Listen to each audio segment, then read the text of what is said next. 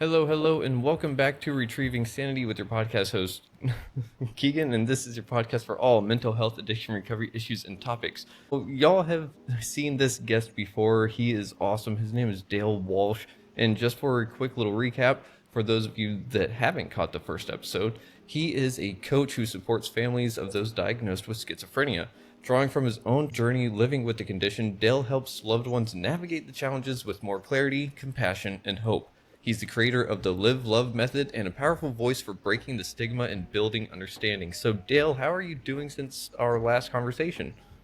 I've just been growing constantly. I've been having revelations and insights, and basically the major news. Well, the last time we saw each other was major news was I just was having my first joint in 17 years, and if I offended people or people thought I was insane, I basically was. But now I've got my sanity back, and the name of your show being Retrieving Sanity. I think that the contrast between the first show and this one will show like how people do what it means to retrieve sanity. But so I've been very well. The major event in my life since I last saw you is the water balloon of my God delusion has finally been popped after 50 years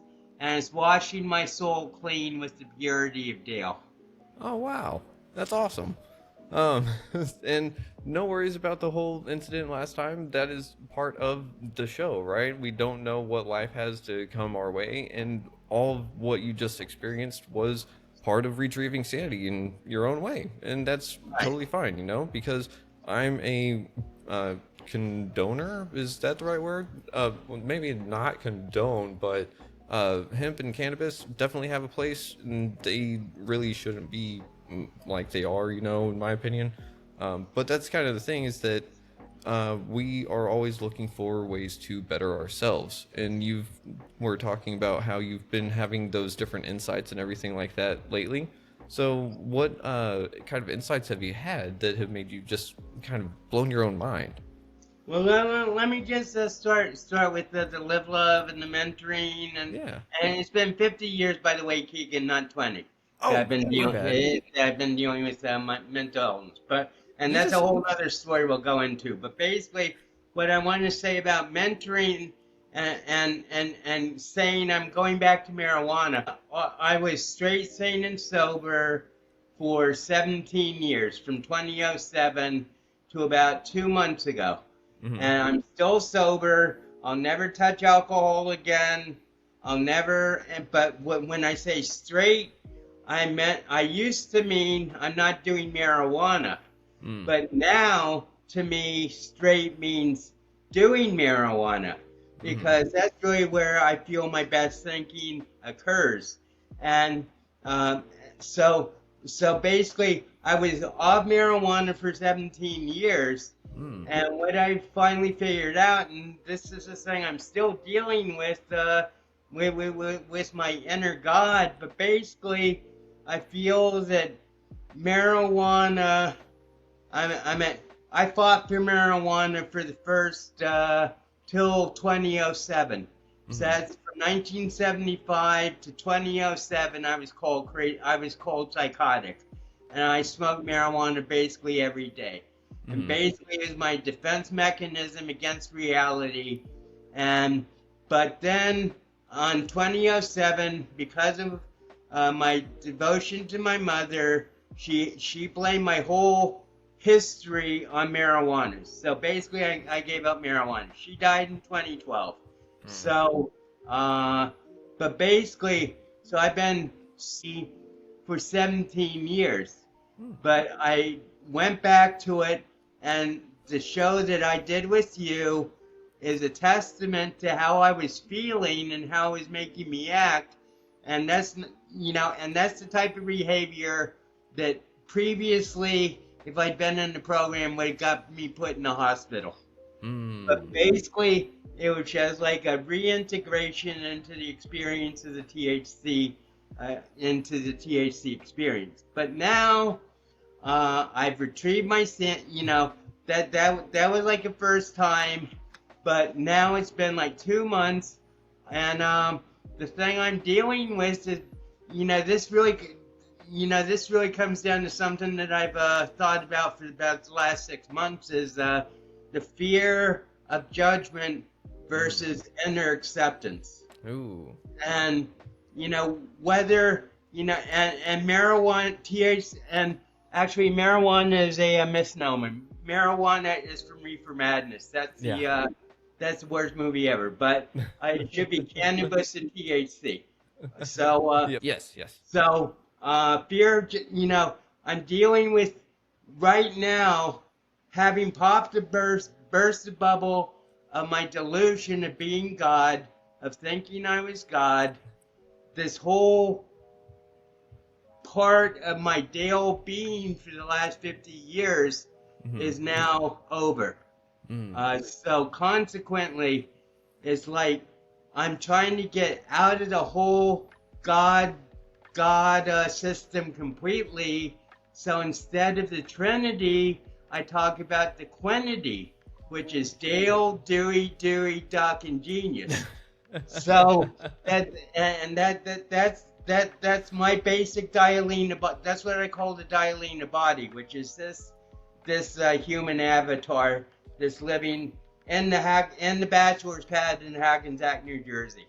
So anyway, what I figured out 2 days ago, remembered, is that the Dialina is fueled by THC, and THC. Did I give you the 6 meanings of THC? Not yet.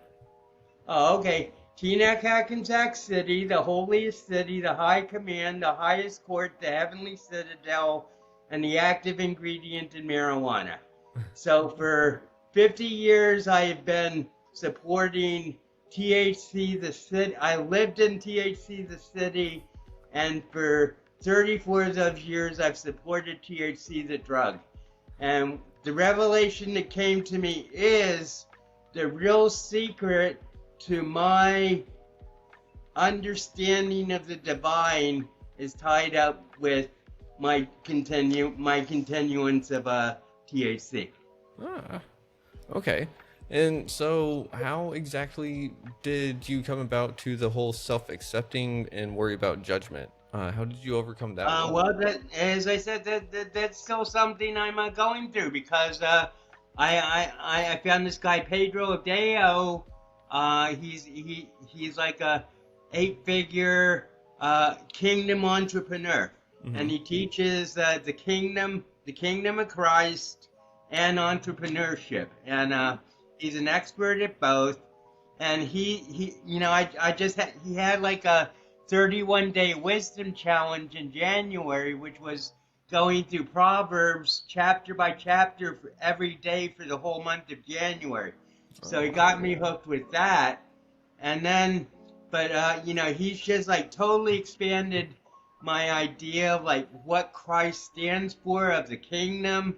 And, I've sort of like gone beyond him, actually, because he says in the kingdom we're all children, citizens, and servants.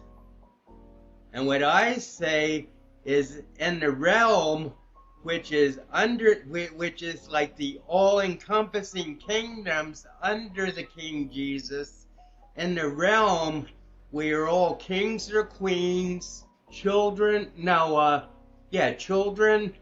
sons and daughters, and stewards. And so, among other things, this has like totally changed my point of view towards money. I no longer manage my money, I steward God's money. Oh, okay. So you're using your newfound spirituality in the way of improving your mental health, correct? Correct. And I couldn't do that without the mental health that I already have, though.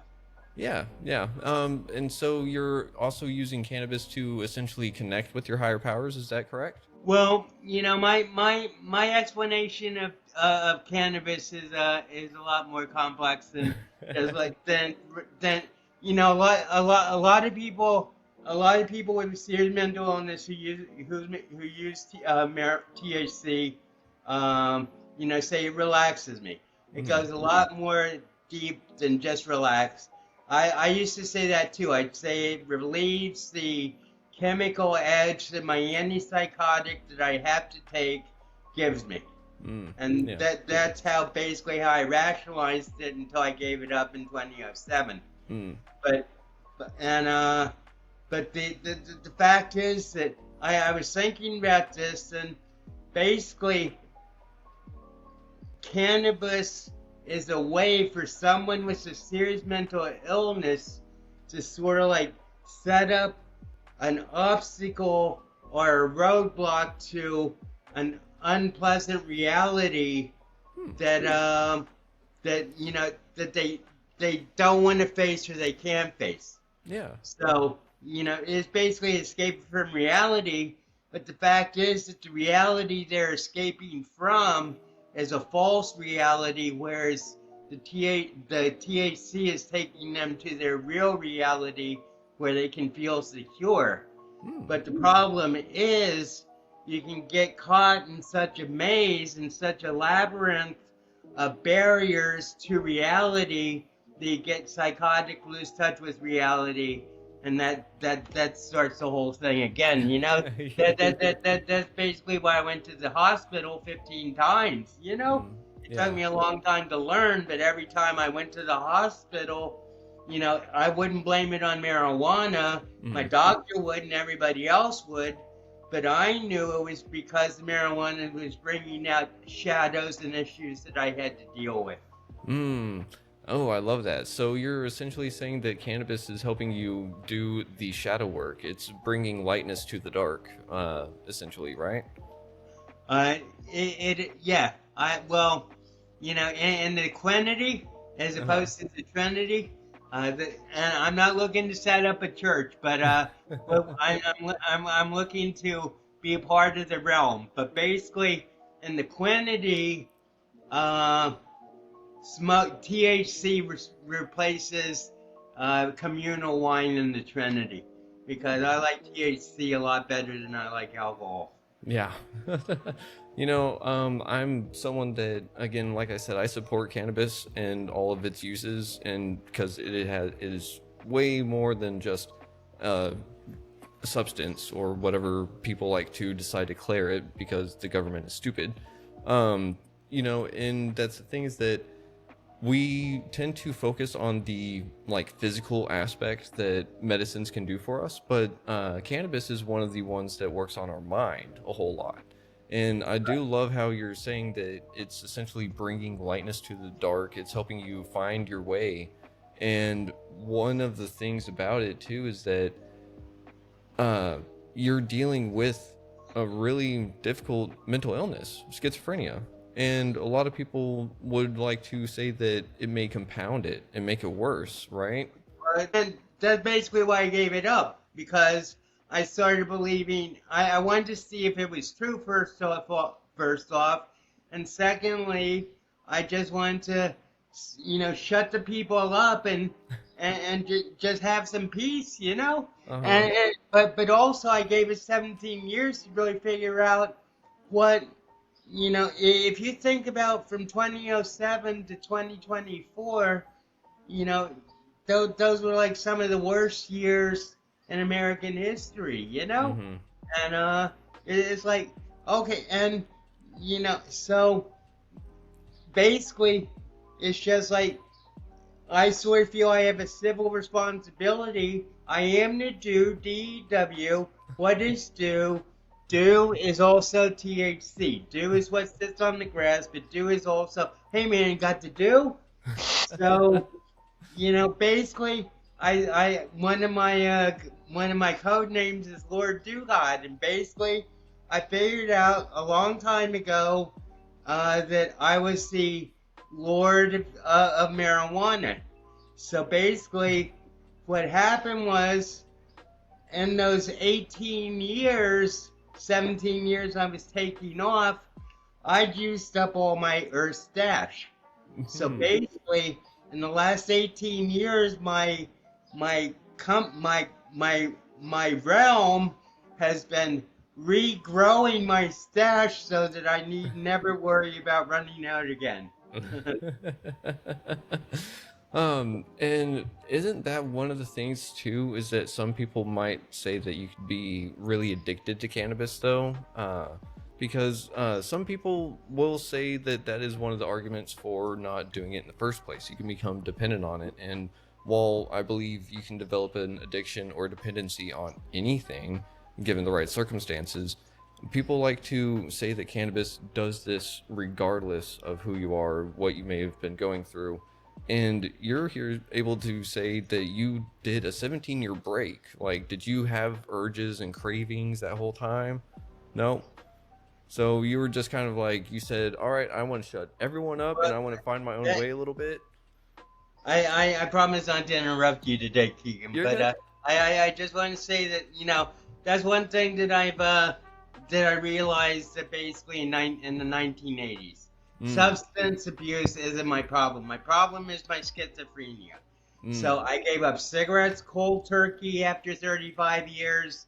I gave up alcohol and marijuana after 38 years. Just cold turkey, just walked away, no program, no nothing, because I know my problem is my schizophrenia, and everything that I do, that I did and do in my substance days was to control my schizophrenia.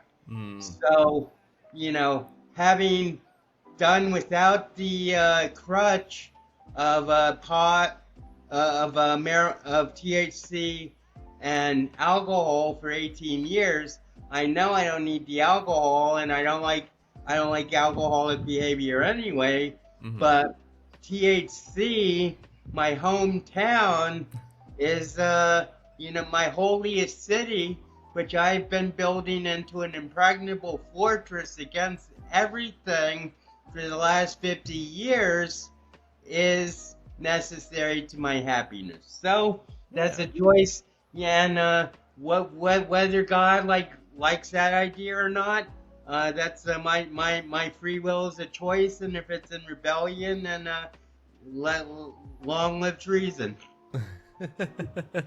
Long live treason indeed. So how did you find your way out of the labyrinth that you found yourself in many times over? You know, because you said that cannabis helps you find your way out of that, correct? Well, actually, they're like two ways. First off, I was subjected to I use that not in a negative way, but I was subjected to the program for 5.5 years. That was 3 individual, 2 group sessions a week for 5.5 years. Even though I was in agnosia, which meant that I didn't really realize I was mentally ill. So that gave me a grounding and a focus. Even though the doctor was evil, you know, it gave me a focus that kept me in reality. And then I got my own apartment, and to tell you the truth, this apartment that you see behind me is my fortress of solitude. I've had it for 44 years. I mean, it's not going anywhere, you know, unless they sell the building and tear it down, which is a possibility. But you know, I'm not worried about that. But you know, but of course, the medication is incredibly important. My mother, one day I was in her room in Oklahoma City, and she turns to me and says, "Dale, promise me something." I said, "What's that?" And she says, "Promise me you always take your medication." I said, "You don't have to make me promise that. I'll always take my medication." No, she says, "Promise me." So I made a solemn vow a solemn promise in words to my mother. So that's something I can never go back on. That's the only promise I'll never go back on. I'll always take my medication. And I've been very fortunate in the social, opportunities I've had, going back to college, and basically I graduated in 5 years, and then I spent the next 10 years as the spirit of the campus. as a student body's best friend at Fairleigh Dickinson University, and had a paper writing business. I used to say I help people write papers. No, I wrote the papers. I wrote 300 papers in 10 semesters. Whoa. 305-page papers in 10 semesters. So, yeah, and it was very lucrative, and I was very happy doing it. And then, just took off time, and my parents died and stuff. But that's not really relevant. But fact is that THC has really been the center and the focus of my retrieving sanity, because it's given me a home I never had before the age of 20. I love that. And thank you again for sharing all that and being open and authentic. That's really important, because it's something to say, I tried cannabis and stuck with it the whole time and everything's worked. You actually took that break, so you can actually see the difference between the before, the middle, and where you're at now. And so would you consider cannabis as one of those medications that you need to take on a daily basis? Well, what I found out, okay, so when I stopped marijuana, I got shingles within 2 weeks. And I said to my best friend at the time, I got shingles because I quit marijuana, and she laughed and she said, that's absurd. But it was like all the anxiety that the marijuana had been suppressing for like however many years just came out, and I got shingles. So yeah. that, but ultimately I realized, one thing I realized is that it's not absolutely essential to my health, but it does make me happy, and it does put me on that level where I can feel things that without it I just don't feel. Levels of consciousness, levels of awareness, and everything. And one thing, as a mental health advocate, this is actually where we start with mentoring and smoking marijuana. Is that as a mental health advocate, I want to say marijuana is a nuclear bomb in the hands of young kids. Marijuana, to someone whose brain isn't developed, before like at least like 18, but better 20, 21. There's more and more mounting evidence that it causes schizophrenia, and that's my story exactly. Even though I feel that it was the LSD and the hallucinogenics that I did that put me over the edge, I was doing top-notch Ivy League weed every day for a year before they took me away. So, marijuana definitely was a contributing factor. And even if it doesn't drive you to psychosis or schizophrenia or mental illness, it still causes your brain to develop in a way that is different and could have long-term consequences. And I think that's when we're talking about THC, I think it's very important to bear in mind that this discussion is basically for adults, but because marijuana under the age of 18, I am absolutely against. And I have a lot of followers on Instagram who are young, and they're into drugs and everything. I say, just wait, but that's just a caveat that I wanted to present, because it is very important to realize that, use of THC by young people can have, disastrous consequences. Thank you very much for bringing that up and highlighting all of that, because like you said, it is very important that we do recognize the negative implications that can happen with ingesting THC, but it is also good to know that it's not saying that it will happen. Those are, like you said, contributing factors. And if I'm not mistaken, schizophrenia is a large part genetic, correct? to tell you the truth, Keegan, nobody knows anything about schizophrenia except me. Fair enough. But yeah, you're entirely right. I've had my fair share of cannabis use before 18. It wasn't that much, thankfully, but it was just a little bit. And I also totally relate with you on the shingles aspect because I've had shingles before and they just started right in the middle of my back. And it was from all the stress and anxiety, you know? And people are like, oh, you're a young person. You shouldn't have shingles. That's not shingles. And it is. And it sucked. So Right. whenever you broke out in it, that would not surprise me. It was exactly 2 weeks after I quit marijuana. Mm-hmm. Yeah, it takes a little bit for that virus to kind of come back in full swing and then do all that. Right. Like, did you get that itching, like that real It deep wasn't itching? too bad. I went, but actually I was extremely lucky because it was on my forehead. Whoa. And I went immediately. For some reason, I went to the doctor immediately, and so, you know, he gave me whatever pills, antibiotics, whatever. And he says, you gotta go see the eye doctor because the shingles might go into your eye.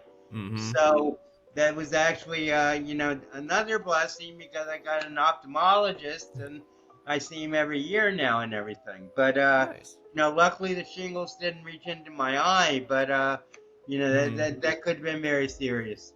Oh yeah, it could have been very serious and very bad. And it is also, like you said earlier, very important that we do keep it out of young people's hands because how the adverse effects are. And it is still even more important to say that it should be regulated like everything else, you know? Right. Because at that point, it's safe. Everyone knows where it's coming from, how it's handled, so on and so forth. And the tax revenue, if we want to get into the economical standpoint, it can just help out a whole bunch of people in that mental health regard too, you know? Whenever, Right. if it were to be diverted properly, but who's to say what happens with that money? So, but on We got very I don't know what it is in other states, but we got a very interesting situation in New Jersey in that they're government dispensaries, Mhm. you know, where the government's grown the weed and it's guaranteed to be pure and it's very high THC, very high quality. But then we also have smoke stores all over the place where you can go in and you can get like a pre-rolled Mike Tyson for $10, and you know, and you know, and I mean, like it's a dispensary. Things usually cost between like $40 and $70 for like an eighth or something. It's crazy, Mhm. but you know, it's a smoke store. You can get basically anything you want. It's not high. It's not like that high THC stuff Mhm. that you get at the dispensary, but it's like, and it's regulated and everything. You know, all these stores are regulated by the state and everything. So, Mhm. but you know, that's increasingly important that it be regulated, that be monitored anyway. Just because of fentanyl, I think Trump's focus on fentanyl is extremely positive and everything, but one of my best friends lost his daughter to cocaine fentanyl OD, you know, so so it affects a lot of people, and yeah, it's but you know, the thing is that parents, I mean, this my mother was a classic example of this. Parents you know, blame or bedevil THC for their loved one's mental illness, Mhm. and it's totally unfair because you know, schizophrenia has like they have like no idea really what causes schizophrenia. It's just like too complex, you know? Mhm. And especially these people reading books about people having schizophrenic experiences, you know? And Mhm. that's why I feel I'm so important, is because I'm someone. Oh, I know what I wanted to tell you. So, uh, I say my 50-year lunacy experience began on May 24th, 1975 at Dartmouth College when there began a full lunar eclipse on the cusp of my 20th birthday. Oh wow. So I was at the highest point at Dartmouth College looking at this eclipse, and I said, this means I have to go crazy for 10 years. And I did. But instead of 10, it turned out to be 50 in Hackensack. So basically, I feel that this is why I said I popped the bubble of my delusion, the water balloon of my delusion, is because it's been 50 years I've been trying to be God. I've been saying I'm God for 50 years, and the balloon has burst now. So now I know I'm Dale.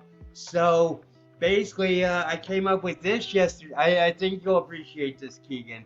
Okay. It goes, for the last half century, I've been arguing about who I am not. From now on, I'm just going to speak about who I am. Yeah.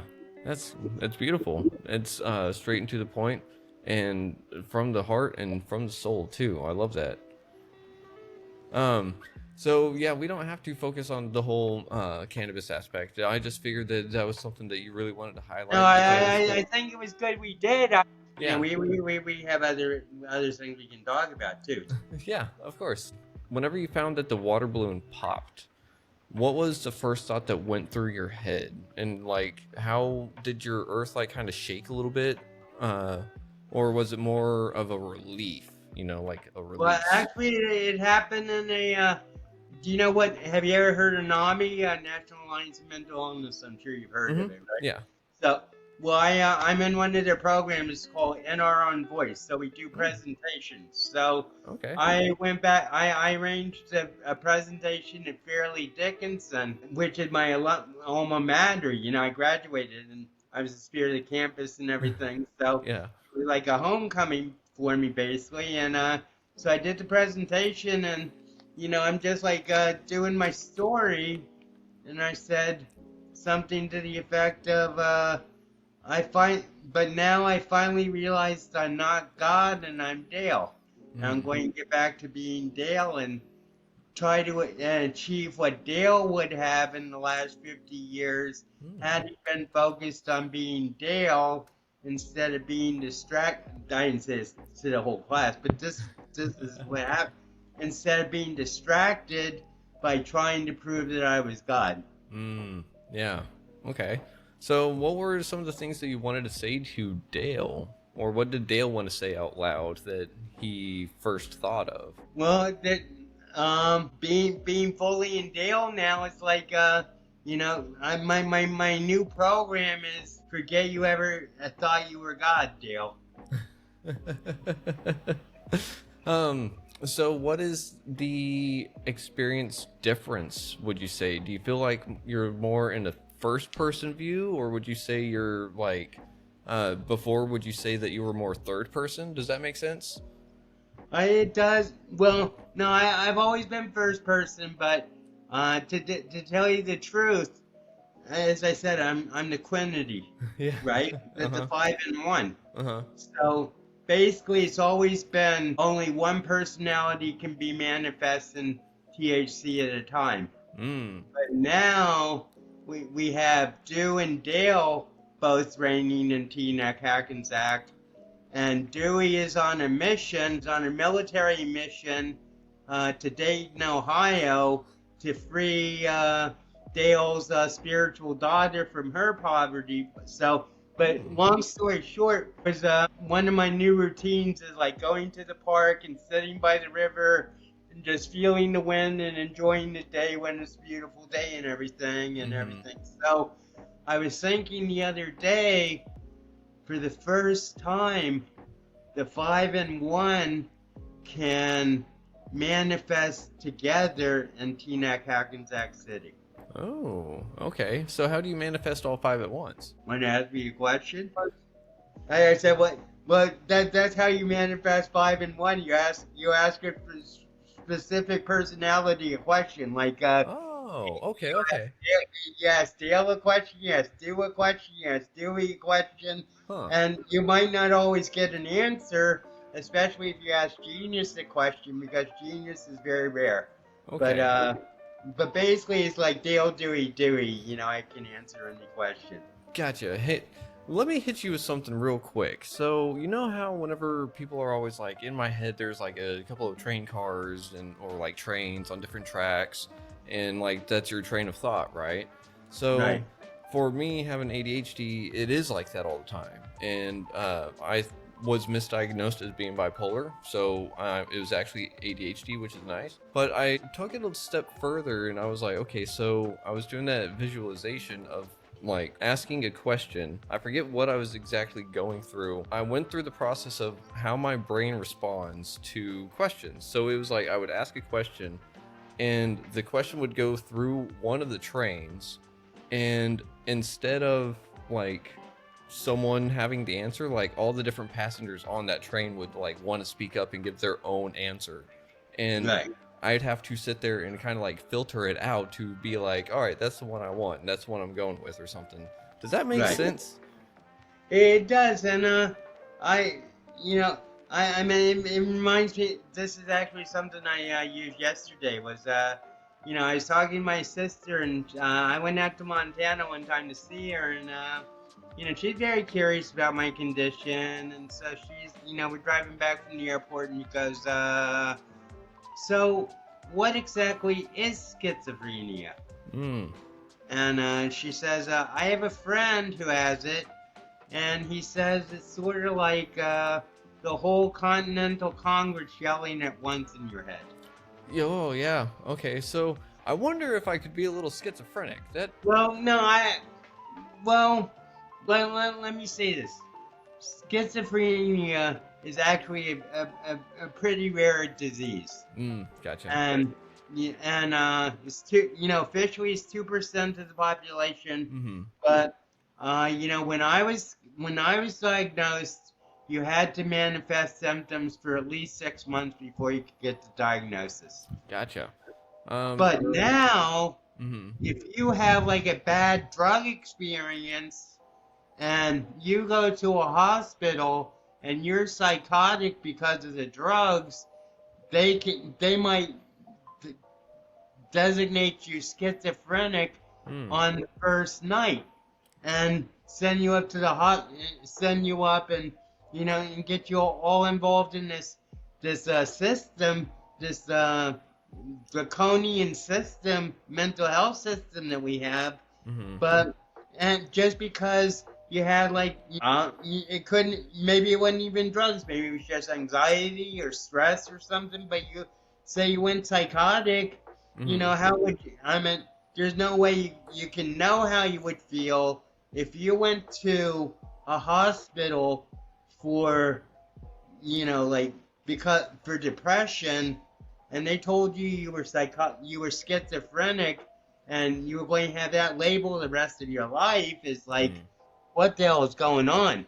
And so, in answer to your question about the two trains and everything, I think most people have multiple trains running. It's just like matter of setting up the train set so the tracks don't collide. Yeah, and that's pretty much the thing. But so there's such thing as schizophrenic tendencies as well, correct? And not full-blown schizophrenia? Or is that just something that people like to say? That's what people like to. Yeah, I mean, like, no, I meant, I meant the idea of a schizophrenic is the guy who's yelling at the void, at the top of his voice at this bus stop. Mm-hmm. Hollywood has been like so negative towards mental health. Mm-hmm. It's just like the whole, and actually that's I said that I feel I'm closer to God. God gave me a mission. Mm-hmm. It's write a book of poetry and 64 poems, and I'm working on it now. I have 44. Whoa. And I'm going to call it a Crazies Camera, Psychotics Camera like this. A poetic explanation of schizophrenia. I love that. I can't wait for that to come out. How close? You said you're on 44 out of 64, so you got 20 to go. So how long do you think the 20 will be? I wrote the first 44 in June. I was told to do it in June, all in June, but I couldn't do 64 in June. But Fair that's enough. still my focus. There you go. Well, so long as you don't lose sight of it, I believe that you'll come out on top with it.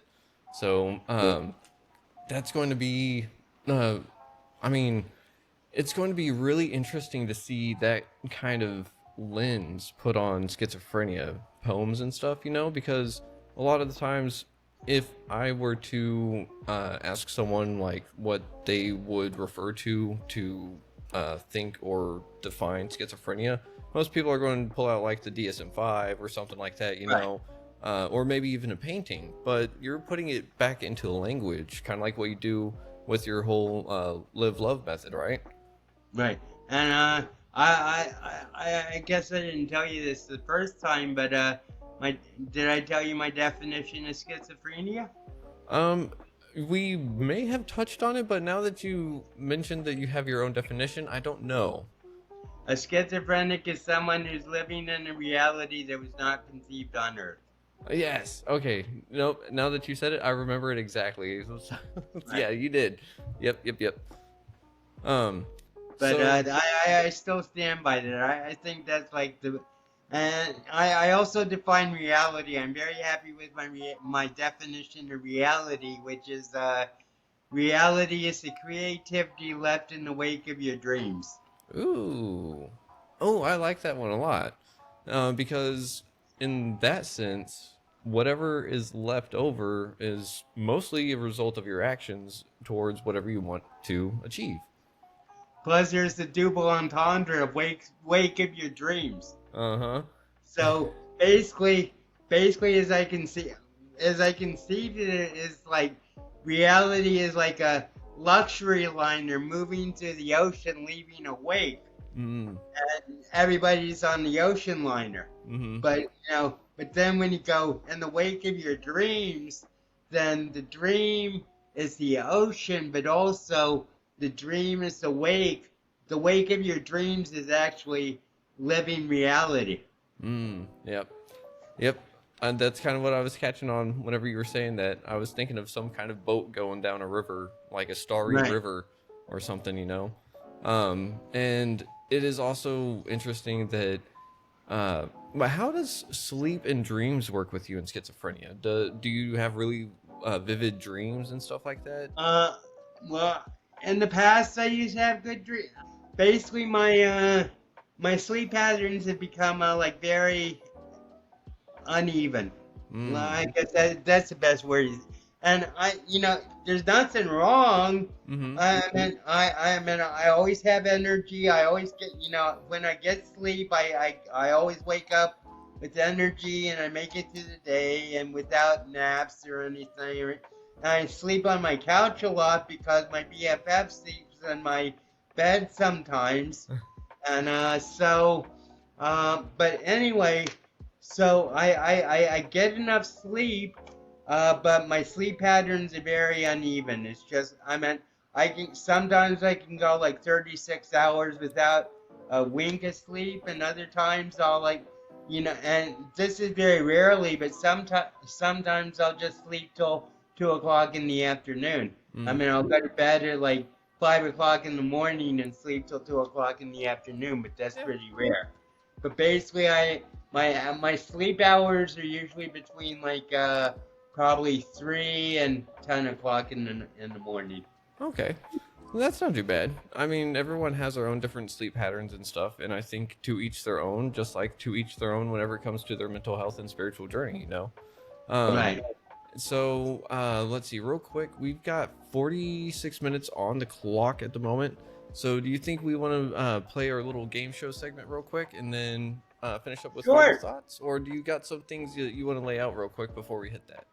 Well, I like to re-emphasize agnosia as the greatest obstacle to mental health recovery. I don't know if people remember, but it's ANASOGNOSASAIA, and what it means, it's taken from neurology, and it means that people with mental illness can't understand they're mentally ill. They aren't in denial. I mean, when they get better, when they recover a little bit, they can be in denial. Mm-hmm. But basically, agnosia means you are unable to comprehend anything's wrong with your brain. And it comes from stroke victims in neurology who, just can't think straight, and they think that they're expressing themselves perfectly. So I just want to for people, and we're going to go into live love, so that this might be a live love logic too. But basically, there's a need to, before you judge or have bias or stigma against someone with mental illness, just bear in mind that not only is it probably is there a good chance they don't realize they're ill, but also they aren't being themselves, and you gotta have patience with that too. Yeah. Thank you very much for highlighting that and reiterating that, because it is something that if we can offer the space, the judgment-free area, and just the capacity to care for someone in that regard, understanding is key. And knowing that they are having a hard time understanding themselves is even more paramount, because that's just how it kind of goes, right? The outside will see what's happening inside before the inside is able to recognize what's going on the outside. So I had a revelation. What's that? And I can't say this is true, but I came to this revelation that if you gave every person who you thought was psychotic 20 minutes to explain themselves, then 80% of hospitalizations would be reduced. Yeah. But I mean, I was never allowed. I meant my "I'm God" joke as a joke. I was never allowed to explain that. It was just like, oh, he's serious. He flipped his cookie. Yeah.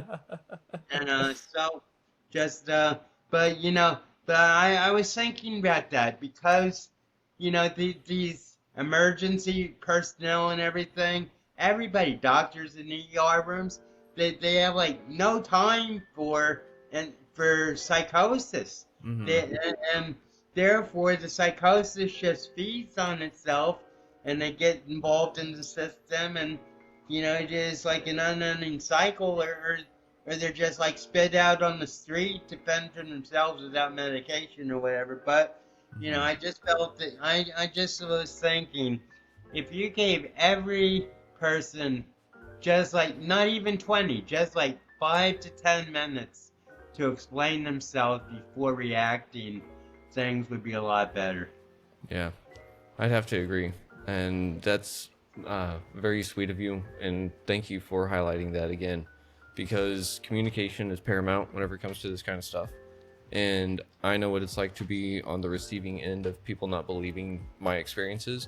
And I think that it's crucial that we let other people know that what you said should be taken into account whenever we're dealing with anyone experiencing any hard day, hard time, hard month, anything like that, So thank you for that. That means a lot, truly. You're welcome. So ready for Live Love Logic? Yeah, we sure are. All right. Shall I explain Live Love before we start? Live Love is my mentoring is the structure of my mentoring program for for the families of those with schizophrenia. But basically, Live Love is an anagram that stands for learn, integrate, validate, explore, and then listen, observe, value, and express. So it's a 3-month, 9 Zoom program that takes you through each letter, one session at a time. And I'm thinking it really has universal relevance rather than just for mental health situations, because it was given to me by God. I can't take it. It just came to me in at least genius, it came to me in a flash of genius. Yeah. But That's what live love is. Learn, integrate, validate, explore, listen, observe, value, and express. Thank you for the reminder to everyone out there that doesn't remember or has not watched the first episode. So if you haven't watched the first episode, definitely go check that out. It's a real treat. So, Dale, it's time for Live, Love, Logic. I'm going to toss you some rapid fire prompts and you answer them from the heart. Are you ready? Sure. Alrighty. Response or reaction? Which one's better? Obviously, greatly response. Response? Got it. All right, number 2. The most misunderstood part of schizophrenia is Agnosia and hallucinations. Accessionosia and hallucinations. Got it. Right. Number 3. Codependency in a sentence. Uber need on someone else to take care of my own needs. Super need for someone else to take care of my own needs. Ooh, okay. I like that. Thank you. Number 4. Whoops. If healing had a sound, it would be A sparrow song. A sparrow song? Like the bird sparrow? Yeah. Oh, nice. I like that. Number 5. Poetry is to Dale what blank is to recovery. A medication. All right. Medication. Number 6. The first word that calms me when I feel overwhelmed is... I don't. You don't. All right. That's fair too. And number 7. A message I wish every caregiver knew. Love, patience, hope, and faith. Love, patience, hope, and faith. Yeah. All right. And number 8. My mantra in a moment. Recovery is always an option. Ooh, recovery is always an option. I like that. All right. Well, with you playing Live, Love, Logic, my good sir, I bestow upon you the honorary title, the Schizophrenic Sage of Stillness and Stanzas. Oh, excellent. Why, thank you. Can you put that on a certificate? I'll definitely do my best to put it on a certificate. I'm rebuilding the website right now, so you're going to have your own little mini profile and stuff with your honorary title on there, links to your website and everything like that. So we're going to make sure that everyone knows that you are the Schizophrenic Sage. If anyone has any kind of questions regarding that, we're going to send them your way. I appreciate that. And you have my Calendly? Because people can talk to me for free on Calendly if they make a reservation. And I just want to say that the Live Love program is accepting applicants, and if you're one of the first 3 to sign up, then you get 3 extra free calls with me. Ooh, that's quite a steal. Thank you for offering that. Plus a copy of one of my poetry books. Oh, nice. You got to sweeten the deal, right? Yeah. Add value. Yes, sir. Well, I think you add value to every interaction that you have in this world, and I really appreciate you being back on the show because I know you've added a lot of value to me, my audience, and anyone else out there that may have listened. So, do you think that we could see you on a little bit more in the future? Because we can always... Praise you, Keegan. Thank you very much. I'm honored that you still want me. I mean, the more you want me, the more happier I am to join you. And not only just because of Jesse Byrne, but I think we have a very simpatico, as they say, relationship. So. Yes, sir. Yeah, just get in touch, and we'll figure out something anytime.